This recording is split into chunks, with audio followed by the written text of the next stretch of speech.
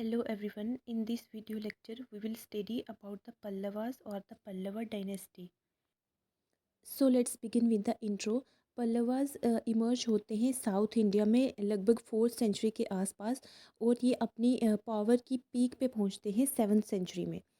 अब इन्होंने अपना रूल लगभग 500 ईयर्स तक सस्टेन रखा। इसके अलावा इन्होंने कुछ ग्रेट सिटीज़ बनवाई, सेंटर्स ऑफ लर्निंग, टेम्पल्स और स्कल्पचर्स बनवाए और इस तरह से इन्होंने साउथ ईस्ट एशिया के कल्चर को ग्रेटली इन्फ्लुएंस किया। अगर इनकी पॉलिटिकल हिस्ट्री की बात की जाए तो फर्स्ट पल्लवा किंग्स ने रूल किया था 4th सेंचुरी एडी से स्टार्ट किया था। अब 7th सेंचुरी एडी में हम देखेंगे कि साउथ इंडिया में 3 मेन किंगडम्स थे जिनकी लगातार आपस में लड़ाइयाँ चल रही थी सुपरमेसी गेन करने के लिए। वो 3 थे, Chalukyas of Badami, Pandyas of Madurai and Pallavas of Kanchipuram. Badami, Madurai and Kanchipuram ये 3 एरियाज थे और उन पे हम देखेंगे 3 डिफरेंट डायनेस्टीज उस टाइम पे रूल कर रही थी, that is Chalukyas, Pandyas and Pallavas. Now origin of Pallavas. तो पल्लवास का ओरिजिन हिस्टोरियंस के लिए हमेशा से एक मिस्ट्री रहा है और हिस्टोरियंस ने अलग अलग थ्योरीज प्रपाउंड की हैं पल्लवास के ओरिजिन को स्पेसिफाई करने के लिए। कुछ हिस्टोरियंस का मानना है कि पल्लवास पार्थियन पीपल की ब्रांच थी जो कि ईरान से आए थे और धीरे धीरे इन्होंने साउथ इंडिया में माइग्रेट किया और फिर इन्होंने पल्लवा डायनेस्टी इस्टेब्लिश करी। कुछ और हिस्टोरियंस का ये मानना है कि ये साउथ रीजन के सदर्न रीजन के इंडिजिनियस डायनेस्टी ही थी जो डिफरेंट ट्राइब्स का मिक्सचर था। अब कुछ और हिस्टोरियंस हैं, इनका मानना है कि पल्लवास का नागा ओरिजिन था और ये तंडाई मंडलम में सबसे पहले सेटल हुए थे जो कि मद्रास के पास है। अब कुछ और हिस्टोरियंस का मानना है कि ये जो पल्लवास हैं ये चोला प्रिंस के डिसेंडेंट्स थे और एक नागा प्रिंसेस थी मनी पल्लवम की, उसके डिसेंडेंट्स थे पल्लवास। अब कुछ और हिस्टोरियंस हैं, उनका कहना ये है कि पल्लवास सतवाहनास के फ्यूडरेटरीज यानी कि सामंत थे। Now extent of the Pallava dynasty. तो पल्लवा कैपिटल कांचीपुरम में थी और इनकी बाद में डायनेस्टीज़ की जो पावर है वो एक्सटेंड होती है आंध्र प्रदेश के नॉर्दर्न पार्ट से लेके साउथ में रिवर कावेरी तक।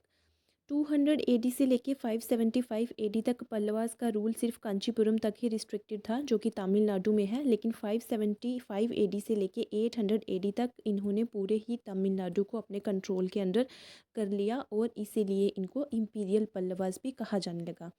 7th सेंचुरी में इन्होंने चोलास को भी हरा दिया और उनको सिर्फ एक छोटी सी मार्जिनल स्टेट बना के ही रख दिया।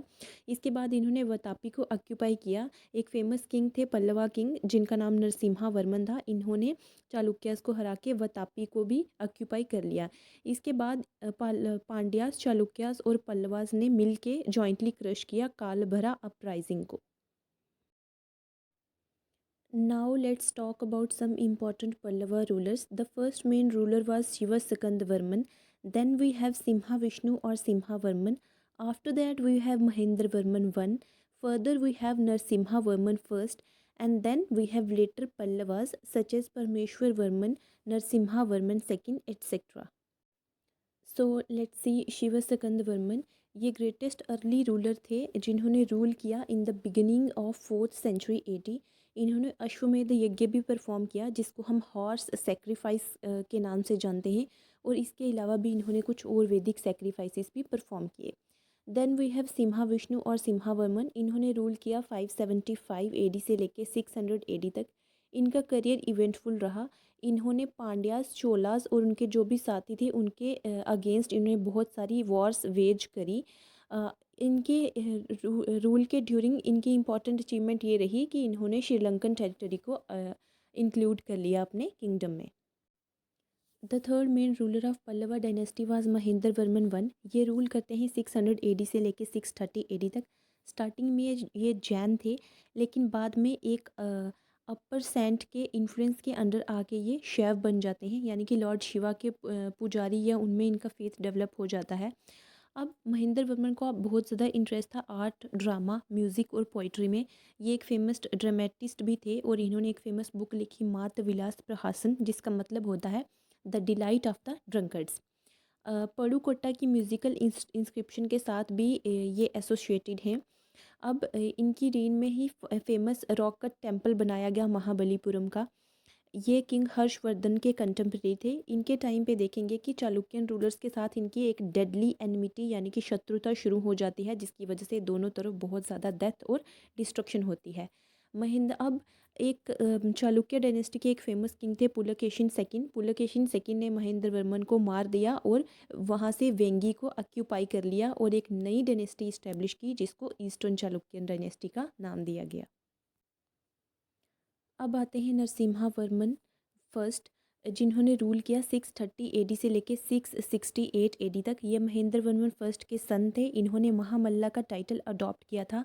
अपने फादर महेंद्र वर्मन की डेथ का बदला लेने के लिए इन्होंने चालुक्यास के साथ एक युद्ध किया, जिसमें इन्होंने चालुक्यास को हरा दिया और वतापी को फिर से कैप्चर कर लिया, और इसीलिए इनको वतापी कोंडा के नाम से भी जाना जाता है, जिसका मतलब होता है द कॉन्क्वेरर ऑफ वतापी।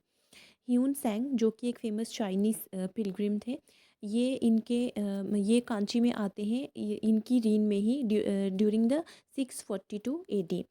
अब कुछ ग्रेट नयनार सेंट्स थे। नयनार सेंट्स लॉर्ड शिवा की जो पूजा करते हैं उनको नयनार सेंट्स कहा जाता था।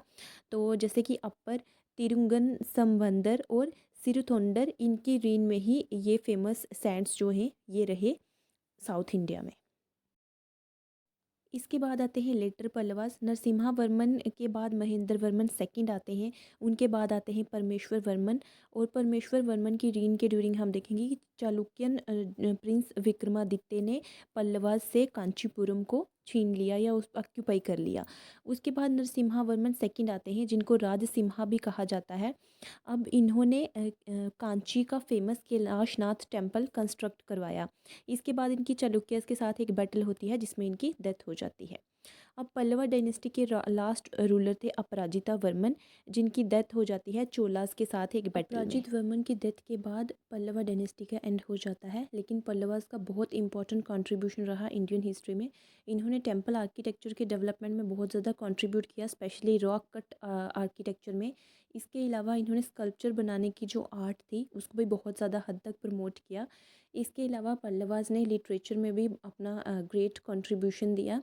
इन्होंने कुछ फेमस पोएट्स को पैट्रोनाइज़ किया अपने कोर्ट्स में, जैसे कि भैरवी और दंडिन।